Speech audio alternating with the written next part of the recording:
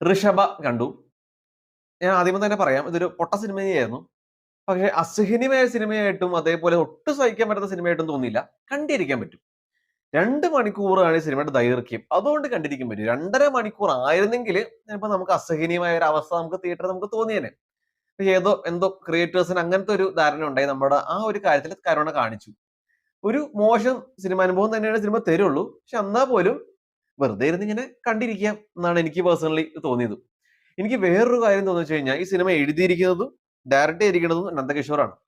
പക്ഷെ നന്ദകിഷോർ തന്നെ ഈ സിനിമ എഴുതിയിട്ട് വേറൊരാൾക്ക് ഈ ഒരു സ്ക്രിപ്റ്റ് ഡയറക്ട് ചെയ്യാൻ കൊടുത്തായിരുന്നു. ഒരു ക്വാളിറ്റി ഡയറക്ടറിന് ഈ സിനിമ ഡയറക്ട് ചെയ്യാൻ കൊടുത്തായിരുന്നു ചിലപ്പോൾ ഈ സിനിമ അത്യാവശ്യം എന്റർടൈനിങ് എൻഗേജിംഗ് ആയി മാറിയേനെ. ഇങ്ങനെ ഒറ്റൊരുത്തനാണ് ഈ സിനിമയെ ഇത്രയും അവിഞ്ഞ ഒരു കോലത്തിലാക്കി വെച്ചിരിക്കുന്നത്. ഭയങ്കര മീഡിയോക്കർ, വളരെ ഓൾഡ് ക്ലാസ് ഫിൽം മേക്കിംഗ് ആണ് ഈ സിനിമയിൽ ചെയ്തു വെച്ചിരിക്കുന്നത്. അതാണ് സിനിമയോട് ചെയ്ത ഏറ്റവും വലിയ ചതിയായിട്ട് തോന്നിയത്. നന്ദകിഷോർ സിനിമ ഡയറക്ട് ചെയ്തത്. ഒരു മോശം ഡയറക്ടർ ആണെങ്കിൽ പിന്നെ പറഞ്ഞിട്ട് കാര്യമില്ല. പടം കംപ്ലീറ്റ്ലി കൈവിട്ട പോയ പോലെ തന്നെയാണ്. കഥയാണെങ്കിൽ പോലും. ഈ പടത്തിന്റെ കഥ ഭയങ്കര ഒരു നോർമൽ റീഇൻകാർണേഷൻ സ്റ്റോറിയാണ്. ഒരു പുനർജന്മം, പുതിയ കാലത്തൊരു പുനർജന്മമാണ് കാണിച്ചു തരുന്നത്. പക്ഷെ ഞാൻ നേരത്തെ പറഞ്ഞ പോലെ ഒരു ബെറ്റർ ഡയറക്ടർ ഉണ്ടായിരുന്നെങ്കിൽ കുറച്ചും കൂടെ എൻഗേജിംഗ് ആയ സിനിമ മാറിയേനെ. രണ്ടാമത്തെ സിനിമ നമ്മൾ തെറി പറയുന്നത് സിനിമയുടെ ക്യാമറമാൻ ആണ്, സിനിമാറ്റോഗ്രാഫർ. നല്ല ഊള ക്യാമറ വർക്ക്. ഞാൻ ഈ അടുത്ത കാലത്തിൽ ഏറ്റവും വേഴ്സ്റ്റ് ആയ സിനിമാറ്റോഗ്രഫിയാണ് ഈ പടത്തിൽ ഞാൻ കണ്ടത്.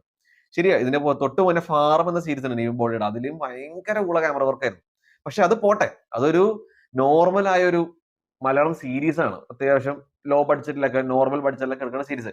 ഇത് 70 കോടി ബഡ്ജറ്റിൽ ഇത്രയും ഒരു അപരാധം പിടിച്ച ഒരു സിനിമാറ്റോഗ്രാഫറിനെ ഹയർ ചെയ്തതാണ് എനിക്ക് വേറൊരു വിഷമമായിട്ട് തോന്നിയത്.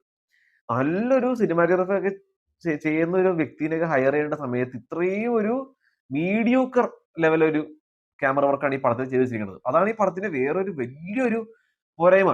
ഭയങ്കര പഴയകാല ക്യാമറ വർക്കാണ് ഈ പടത്തില്. അതേപോലെ തന്നെ എഡിറ്റിങ്ങും ഇതേപോലെ ഓൾഡ് ലെവൽ. ആകെ ഈ എഡിറ്റർ ചെയ്ത ഏറ്റവും നല്ല കാര്യം എന്ന് വെച്ച് കഴിഞ്ഞാൽ 2 മണിക്കൂർ സിനിമ എഡിറ്റ് ചെയ്ത് ക്രിസ്പാക്കി വെച്ചിട്ടുണ്ട്. അതാണ് ഡയറക്ടർ ഈ എഡിറ്റർ ചെയ്ത ഏറ്റവും വലിയ നല്ല കാര്യം. കളർ ഗ്രേഡിംഗ് ആണെങ്കിൽ പോലും സീരിയൽ ലെവൽ കളർ ഗ്രേഡിംഗ്.